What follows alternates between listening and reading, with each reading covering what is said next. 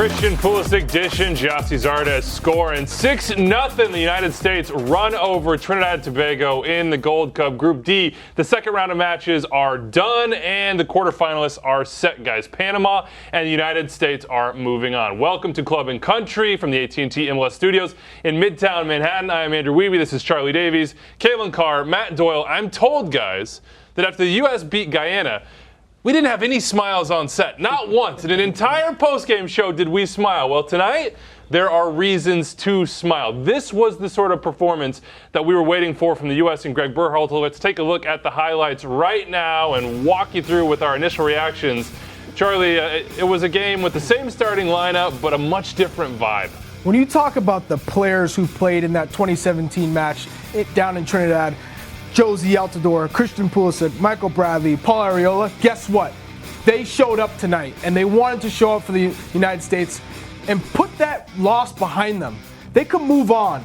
They went for the jugular tonight, and they got it. Aaron Long with his first goal, got a second later on. First internationally, I should say. Trinidad and Tobago pushed a little bit, Doyle, but ultimately the quality won out. Well, it felt like the U.S. were in control of this game from the start. They deserved that 1-0 lead, but they didn't really step on Trinidad and Tobago's throat until this goal right here in the second half. And I thought in the second half, especially the last half hour, they played freer. It was like they weren't thinking as much. It was just muscle memory in terms of their movements.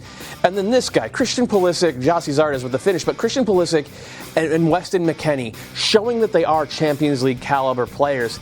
They were both so good in the second half that it took the weight off of everyone else's shoulders. And look, that's what you want to see. These guys are multi-million-dollar players, and they played like it. Here comes Jozy. Didn't really need him in this game, but nice to get him a run out. The sub that came on and actually changed things, I thought, Kalen, was Jordan Morris. The wingers on this team are looking awfully good. Well, I've long said Jordan Morris has been a forgotten name that we shouldn't forget about. He has a big role to play with the U.S. men's national team. And you saw just what he can do coming off the bench, his energy, the way he was able to win that first ball off some defensive effort, and then find the right pass in the box late, finds Christian Pulisic. He was tremendous coming off the bench. Here are the names that were in Cuba back in 2017. I don't think I have to tell you what happened on that night. Jozy Altidore sub in this game. Christian Pulisic, a goal, 2 assists. Michael Bradley had a beautiful assist, a couple nice balls in behind, really showed his quality on the rock today. Paul Arriola doing his thing again. Omar Gonzalez did not appear. Charlie, you said they got a little redemption, but regardless, we're past that. We're into this Gold Cup. They're on to the quarterfinals. They proved that they can play the way Greg Berhalter said he wanted them to play. They needed to move on. They needed to progress, and that's what they did tonight. Christian Pulisic in the second half, it was like the weight was lifted from his shoulders. That assist to Aaron Long got him going. So that second half, he felt free, like you said. He looked comfortable on the ball. He was making things happen. He was coming inside. He was going outside. He was unpredictable. He was opening up the space for everyone else. And he was magical tonight. That's the kind of player we want to see from him. And he delivered. Point blank, every time he was in the box, he made something happen. And we all knew he was capable of that. We were just waiting to see it. And it's contagious, too. You could see the rest of the team grow as Christian came into the game as well. I mean, his quality just to be able to drive directly at the heart of defenses and be able to find the right pass or finish himself. But we talk about him as a leader. I still don't know if he's going to be the guy that's in the locker room telling guys, holding people accountable to that end. But his leadership on the field with his play and the way that is able to affect the team. You saw as the game went on, Arriola smashed it off the crossbar. Our center back scoring goals with his chest on the sixth one. I mean, all across the pitch, Jordan Morris looked composed in the box. That's something you get when you play with top players and you see them having a good moment like Christian was. He was able to bring that to the rest of the group. Weston McKennie throwing bicycle kick attempts. We were all gasping at that one, thinking, oh my God, if this one goes in. When you say that, Kalen and Doyle, I'd love for you to chime in here.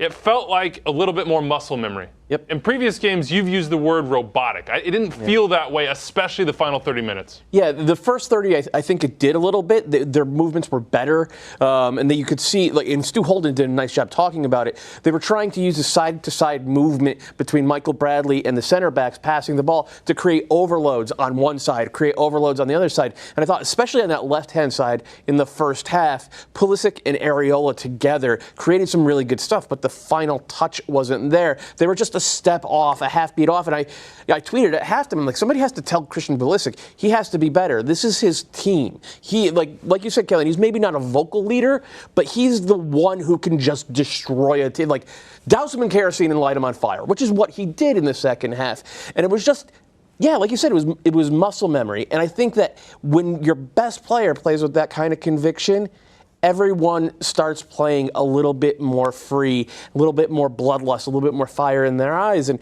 everybody was going at goal, and it felt like an avalanche that final 30 minutes. Forget bloodlust and fire. It felt fun. Yeah. Not just for the players, for us watching, I expect for you at home as well, seeing these goals, seeing the sort of attacking ideas, seeing just kind of the relentlessness to say, you know, this is our game. Trinidad and Tobago, they should not be on the field with us. They haven't won a game in 6. They will not have won a game in 7 now. How does that change the way a team functions, Charlie? That kind of, sure, belief, and you have teaching from Greg, but all of a sudden the goals start going in, you start having fun, you start smiling, and it starts rolling.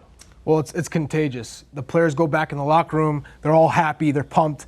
They know they did their job. The job was to progress, to get 3 points, but they did it in an extravagant fashion, which is what you hope for with this team. You want to see them grow. And tonight was taking that step forward. Christian Pulisic, the interchanging with Tyler Boyd in the first half, his runs to go into Paul Areola's space, and Paul would come inside. That's what you want to see, interchanging, free-flowing, and it looked great. And then the second half, I think in the first half, Christian Pulisic put a lot of pressure on himself. He was trying to do too much. After that assist to end the first half, the second half, he was able to calm down, have composure, and let the game come to him. And the group has been saying as well that, they're confident and they have the belief in the team, but the results really haven't borne out to prove that. I think the group will take away a lot from tonight, from that confidence going forward, saying, you know, I think we can make a run to the final. We can potentially win the Gold Cup. I think that is such a big part of a team. As you talk about building through a tournament, it's not just learning about the patterns in play and that understanding on the field. It's also that sense of belief and seeing the ball hit the back of the net so many times. A little bit of joie de vivre, and that's what these guys, you know, they're winning the ball right here and they're driving it forward every time on these highlights. It's no more, if I have the ball here, I expect him to be there and I have to take 2 touches over there. Like that was gone in the second half, and that's the type of progress you want to see. And these stats are the type of progress you want to see as well. The number that stands out to me is 27 shots. Yep. When you look at the Jamaica game, the first friendly this summer, 5 shots, only 1 on target. Now we have 27 shots, 16, or how many of those were on target? 10. That's what I want to see from this team. That's what you talk about, taking shots. They had 6 corners. Things happen when you're proactive, when you're aggressive. And this is a huge step for this team, and now they know that they have what it takes to get to the final. And we got to dap up the TNT keeper as well. He had kind of a blinder. This could have been 9 or 10, man. Yeah, he did. Gyasi Zardes hit a post. He had one saved from point blank. Where are the haters now? They're still out there. They're still out there. They're still out there, by the way. But Gyasi went a long way here to quieting some of them down. He is tied atop the Golden Boot standings for this Gold Cup with Aurelien Antuna of Mexico and the LA Galaxy. 2 goals in this game. He's now got 4 this year, 10 in his international career. I mean, look, it's not always pretty from Gyasi in build-up. It's not always pretty when you have him check back and want to have players play off him. But he got his opportunities in around the box, and he finished them. Gyasi Zardes is a player that Greg Berhalter knows in and out. He can depend on him. He knows what he's going to get from Gyasi Zardes. The first half, he was ineffective. I didn't know I was going to get that, by the way. He was ineffective the first half. That's not what you want to see from your number 9 on the U.S. men's national team. Second half, redemption, finding the right spots, getting involved more. He came back down low to get some touches, get into a rhythm, and then when he got to finishing the balls in the box, he finished. Anybody else catch the hug with Greg Berhalter after he got brought off for Josie in this game? I mean, it was pretty clearly there's something between those two guys. Like, Berhalter revived Gyasi Zardes' club career, and now he's done a lot for him at the national team as well. You take it one game at a time, right? Just because Josie was great in this one doesn't mean he's going to do the same thing against Panama. But it was a spectacular second 45. And the strange thing about it, Charlie, is that you're right. It came from Josie dropping into the hole, getting more touches, and being more of a hold-up forward, which is not something that anybody thinks of as his strong suit.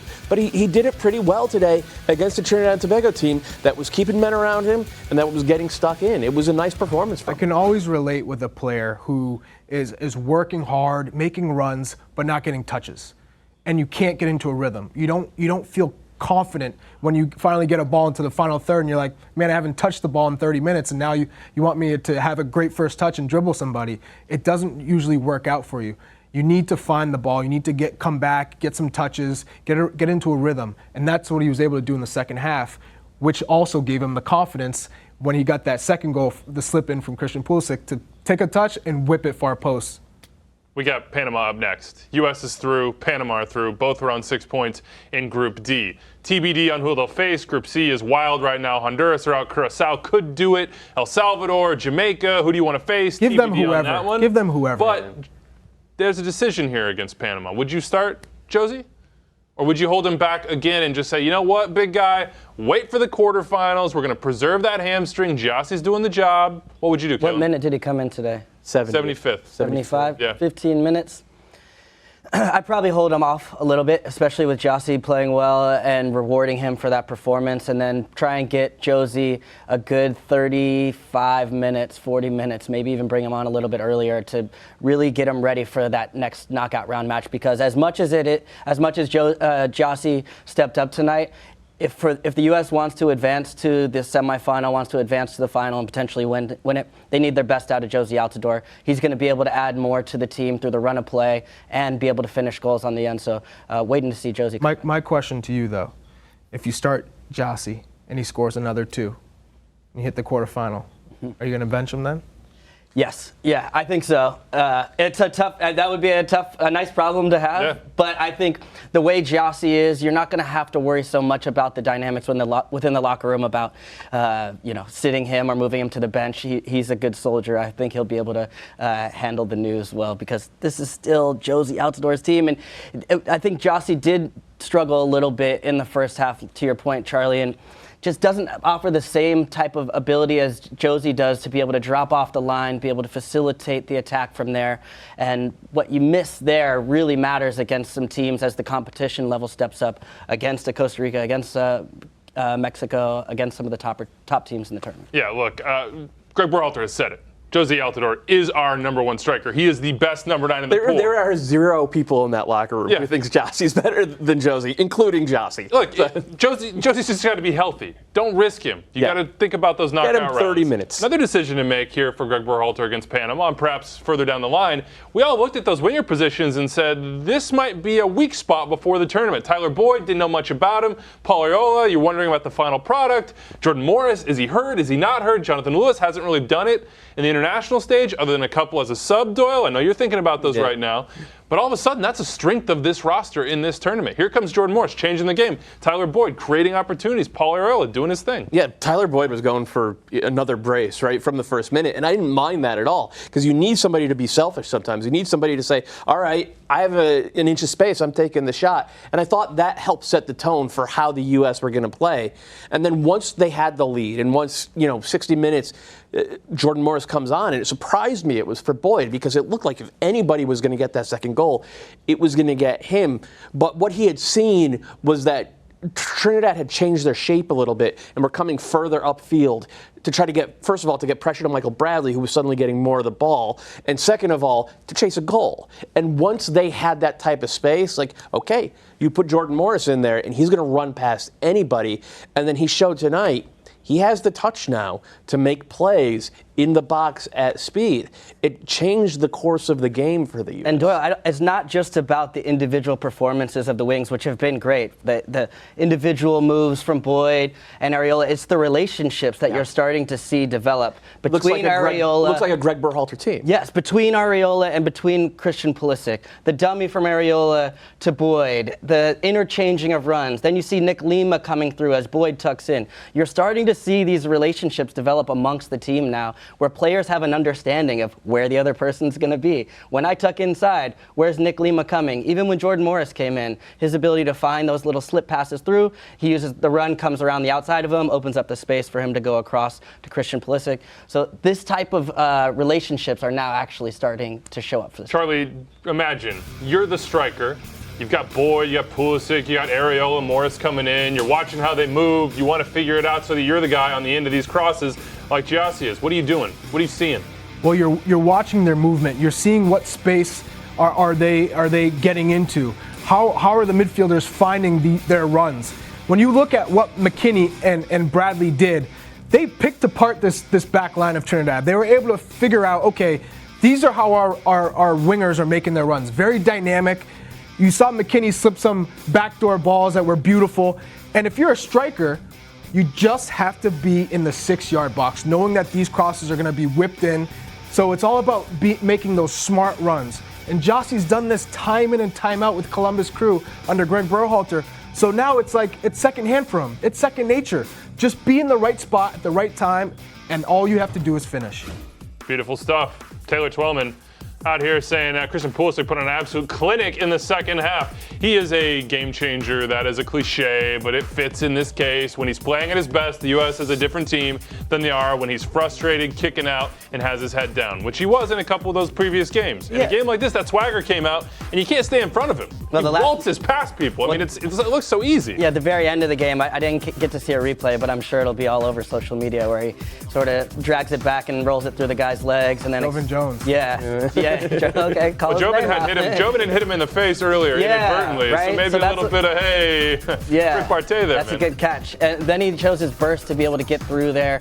That's the type of flair that U.S. fans have been dying to see for so long. We've seen it maybe Clint Dempsey in the past, but so rarely have we found those moments where we're up a couple goals, and Brazil is the type of team that's going to start to showboat and dance a little bit. And Christian has that kind of personality. Weston's got a little bit of that swagger to his game too. So that's a big part of it too. It's a little bit of the magic that also gives a lot to us. The thing with Christian is that he has that Dempsey type of swagger and magic, trying stuff, but he has it with land and speed. And when you combine those two things, you get a guy who somebody spent $70 million on. So this is the Christian Pulisic I want to see. I would argue it's almost as important to see the Weston McKennie we got tonight in the second half, because in the first half, I didn't think he found the game much. When he did, he was pretty good, but he plays like way off the ball, almost how Sasha Kljestan did for the Red Bulls a couple years ago, where there would be this huge scrum in the middle, and Sasha would float out wide, finding open spaces so that he could get 20 assists. Weston does that sometimes, and he lets the game just sort of happen, and that can't be his role.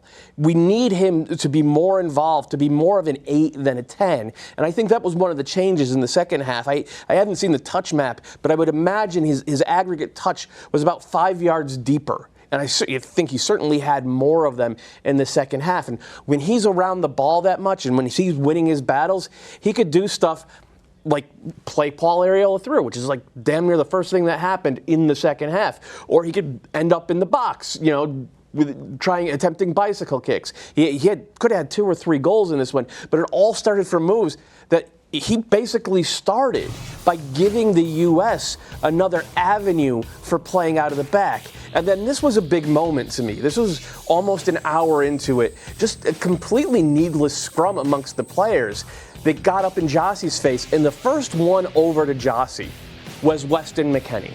The first one, and he was having none of it. And I love that. I love that fire. I love that passion. I love that I have my teammates back aspect about him. And I think it got the whole U.S. side fired up. And it certainly got Weston fired up. And he needs to play like that. He's got that bite. He's got that bite, he's got that intensity, and he's athletic. He's got a presence, he's got size. I'm a huge fan of his game. And when he's on, like you saw in the second half, he can really make an impact in that midfield. When he gets forward, he can get back, he can get all over the place, he can break up plays, but he also can create. He's got good feet. When he's on, he can play great balls, as we've seen thus far. So when he's on and he's confident, my man has the world in front of him, and that's why he's playing Champions League football with Schalke.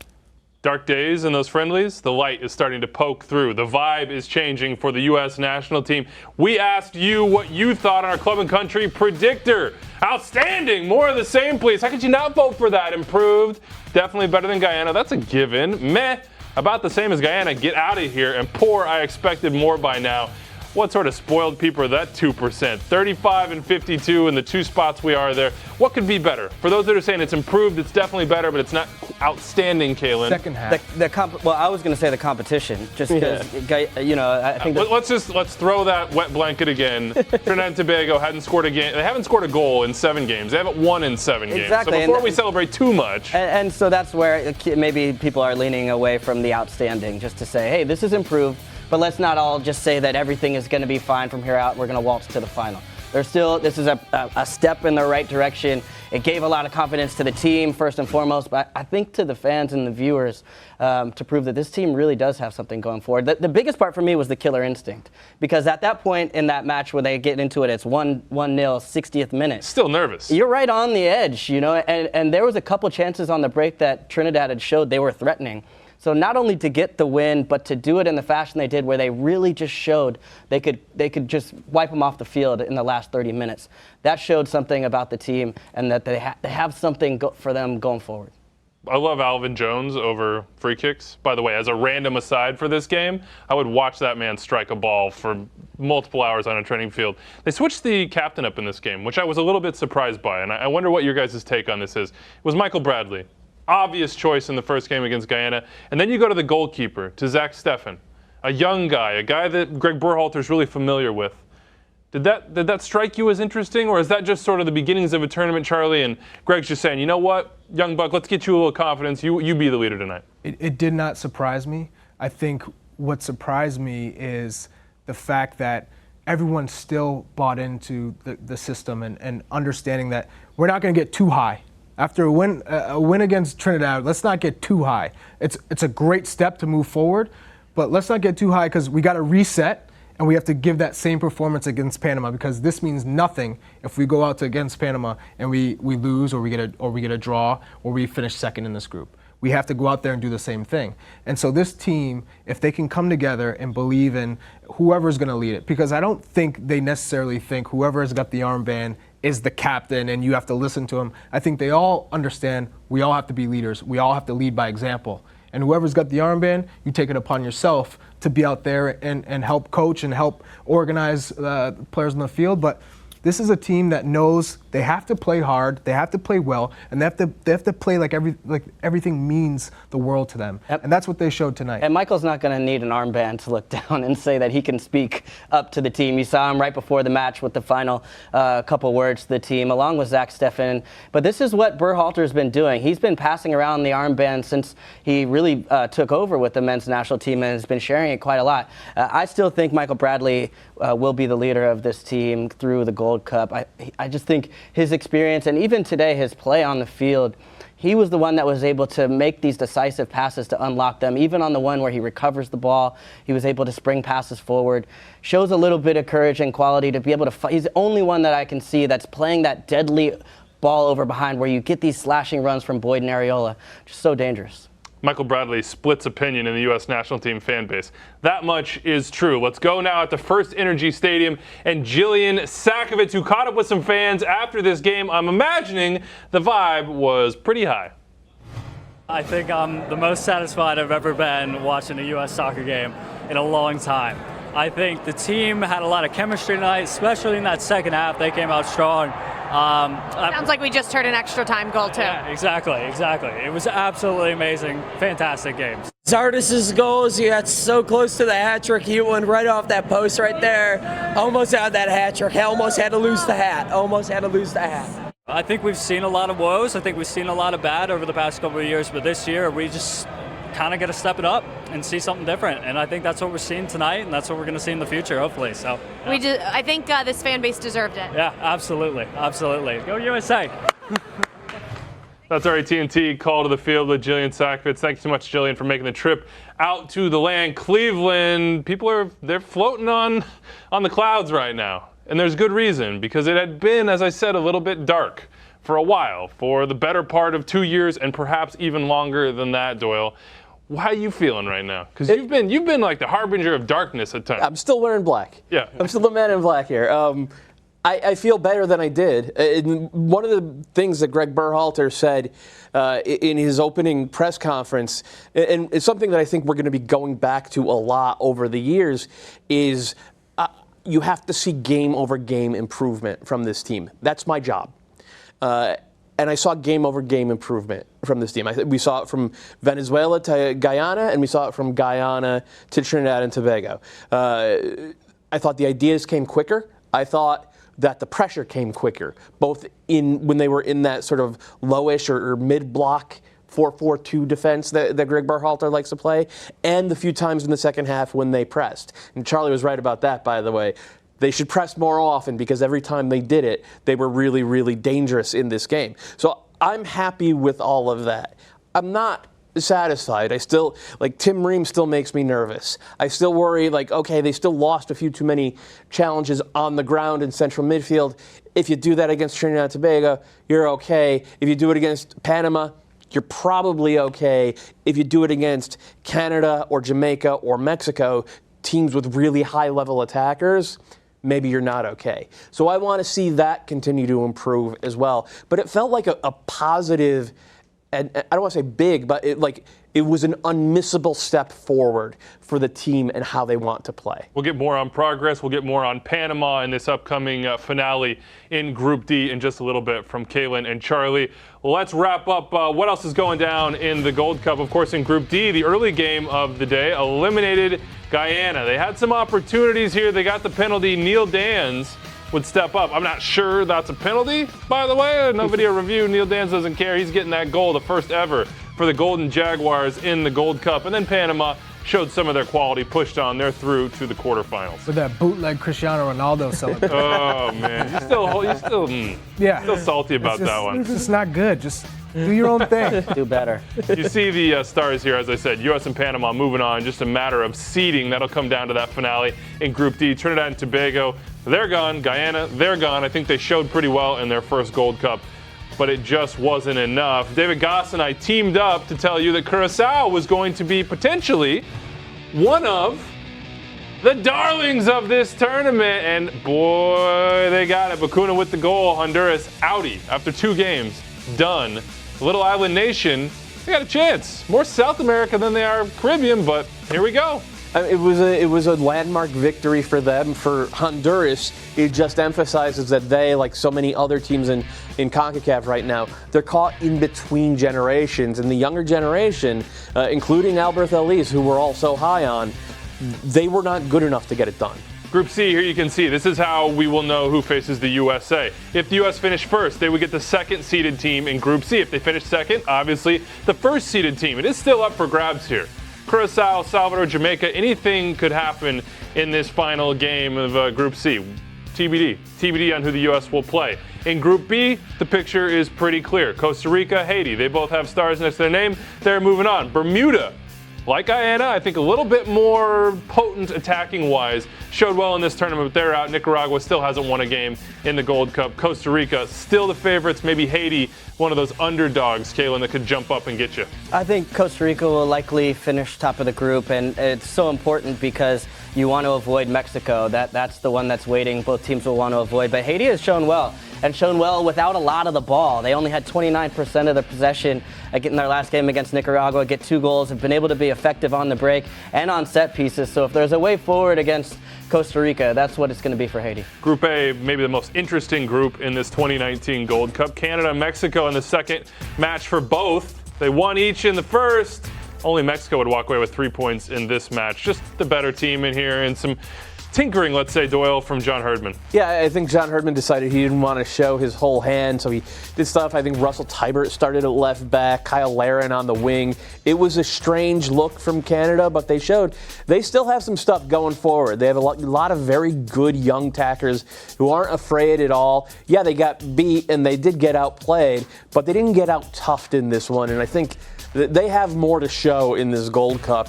They're not going to be afraid of anybody from here on out. Different Canada than you saw in your days, Charlie. They got a chance to make some noise. Much different. Normally, we just steamroll Canada. That wasn't even a question. Now you're seeing potential. You're seeing players on the field making things happen.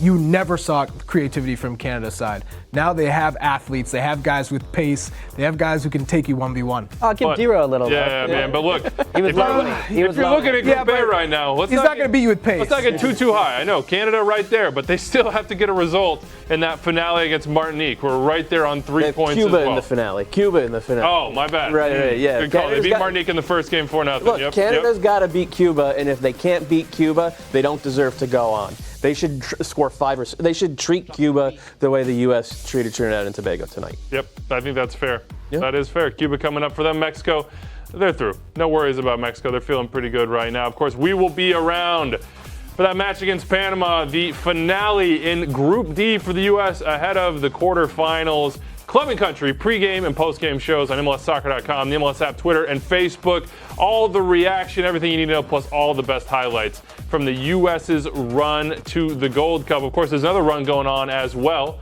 That one in France from the U.S. women's national team. 3-0 in the group, handling business. Now it's on to Spain in the quarterfinals. They're going to handle that, guys? 3 days rest for them, 6 days rest for Spain. Spain pushed them. They're going to handle it, but one might think they might overlook Spain because you're looking at France, that big matchup. It's a trap game. It's a trap game. If there ever was a trap game in a Women's World Cup, this is it. Yeah. This is the one. Because you have to know they're professional. They've done it before. They've been in this situation. They have a bunch of top pros. I have no doubt that the U.S. women's national team will get by Spain, but it could be more difficult than we think. And it's like this weird thing. I think part of the reason they played so well in the group stage was because there were people doubting them heading into the group stage. And they kind of hulked out and said, oh, you're doubting us? Okay, we're going to score 20 goals. Now nobody's doubting them. This group of players, for whatever reason, their level kind of sinks a little bit when they don't have that chip on their shoulder. It's a trap game, but they should still win it. The Spanish team is an emerging team as well. I think their average age is about 4 or 5 years younger than the U.S. women's team. And they played each other in January in Spain. It was 0-0 at halftime. Took a Kristen Press winner in the second half to get by 1-0. So not exactly a straightforward proposition for them. I'll be watching Alex Morgan. She came off at halftime. How's her health going to be? The decision to rest her in Game 2, I'm not so sure about that one from Ellis because she had so much momentum going, came in, gets hurt in this one. So I'll be watching her earlier in the match to see how she responds. Spain, a little bit of confidence. U.S. with the quality and the past history of success. They're going for the title. That's all that they care about. Another World Cup championship. All right, before we get you out of here, and thank you so much for sticking with us here on Club and Country as we break down the U.S.'s 6-0 win against Trinidad and Tobago. Let's watch some goals. I mean, this is what you're looking for. If you're U.S. fans, Christian Pulisic cutting it back, perfect cross the back post. Aaron Long heads it in. That's you, baby. He says, that's you to Christian Pulisic. And you know what? The U.S. needed this goal because it had been a frustrating first half at that point. I think they had outshot Trinidad and Tobago 8-1 or 8-2. And finally they get forward, and it's the defender on the back post staying up after a botched set piece to put home the goal. There were some moments like that. There were some. Greg that one was close. Woo-hoo. That was came almost. But the U.S. put their foot on it at the end. And there's that ball from Bradley. As you said, here comes Lima. Nice ball across. Delicate chip. And Lima with the perfect header across the box. Lima had a very good game tonight. We haven't spoken much about him at all, but I thought he was very good. And you notice in this game, they didn't play the system with him coming inside and being a defensive midfielder. He was a pure overlapping right back, and he was very good. Yeah, that finish from Giassi had us all dropping our jaws there. What a finish from him there. And then not going to the left foot is Jordan Morris, but in the end, it didn't matter. We haven't really talked about Aaron Long either. He scored his first 2 international goals in this match. Yeah, he was fantastic, and not just getting forward in the box. That is always going to be a threat for him. His first 2 international goals, but I'd expect to see a lot more from him. He hadn't had great performances, had been dealing with an injury, a knock for a while now, so hadn't really had that sort of moment with the U.S. national team. So big performance from him and Zimmerman together. I think that partnership in the middle is going to be the look for the U.S. going forward. U.S. had the possession, had the shots, had the cutting edge. Duels, Andrew. They won the physical game in central midfield. You remember against Guyana, they actually lost that. That was not a good moment against Guyana. There's been progress. We got your thoughts on that, Doyle. Before we get out of here, Charlie, Kaylin, I want your thoughts as well. What did you see in this game that represented progress, and what do you want to see against Panama? Christian Pulisic in the number 10 role, progress. First half, difficult, trying to do too much. Spent a lot of time on the left. He switched with Areola midway through the first half, and I thought that was strange because I looked at Doyle. I said, Areola in the middle of the field. He can't play at number 10. There's nothing about him that makes him being able to have that awareness to play that position, to move side to side. He's north-south. That's what you get from Areola. But with that assist in the end of the first half, Pulisic came in to the second half, motivated and relaxed. He let the game come to him. He was able to open up spaces and set guys free. And he looked like a new player. And that's the Christian Pulisic we need in that role. Hercules Gomez says, not revenge. Time to let that storyline go, I think. Make the World Cup. Forget about Trinidad and Tobago. Focus on yourself. If you're Greg Berhalter in the U.S., progress for you and a look ahead to Panama. Christian Pulisic, getting him going this early in the tournament is only going to be a positive. I think there's actually better for him to come, which is scary for the rest of the field. The relationships between the players on the pitch, between the wingers, between the center backs, a lot of those partnerships you're starting to see bear fruit in the way the system is going to look for Greg Berhalter and this team. And then just confidence. They just were buzzing by the end. You could see with each goal, the next guy is celebrating and trying a little bit more, something audacious at the end. I'm going to go watch that replay of Christian Pulisic putting it through the guy's Jovan Jones' legs again. But that was sort of emblematic of the night for me and how this U.S. team was able to start feeling themselves again. Put a bow on it, Doyle. There's something about Mexico at their best when they show up in tournaments like this. You look at, if they're playing a minnow, you look at the other team and they look like they know they've lost before they even set foot on the field. And when the U.S. was at its best, I think probably under Bob and then Bruce, the first Bruce Arena tenure in the 2000s, the U.S. used to do that to teams. Teams used to show up even in World Cup qualifiers, and you could tell by their body language and their posture, we lost, guys, we lost. The U.S. needs to start doing that again. And this was a big, just like from a top-down, 1,000-foot perspective, these wins matter. You don't just want to beat these teams, you want to just knock them out of the stadium. And they did that. Panama's next. But every player on the team also knew they were far better than the opponent. But it wasn't just going to walk on, you're going to win. You wanted to show it. You wanted to beat it out of them. That was the mentality, and I saw that tonight, especially in the second half. Competition only gets better from here. Panama to finish up Group D. That's coming up on Wednesday night in Kansas City. Then it's on to the knockout rounds. The quarterfinals on to the final. That's where the U.S. want to be. We are here. Pre-game and post-game every single time the U.S. play in the 2019 Gold Cup, covering Canada and the rest of the field as well. MLSsoccer.com, the MLS app, Twitter, and Facebook. Thank you so much for joining our coverage of the U.S. national team in the Gold Cup here on this Saturday night. For Matt Doyle, Kaylin Carr, Charlie Davies, I am Andrew Wiebe. Enjoy your night, everybody. Stay safe.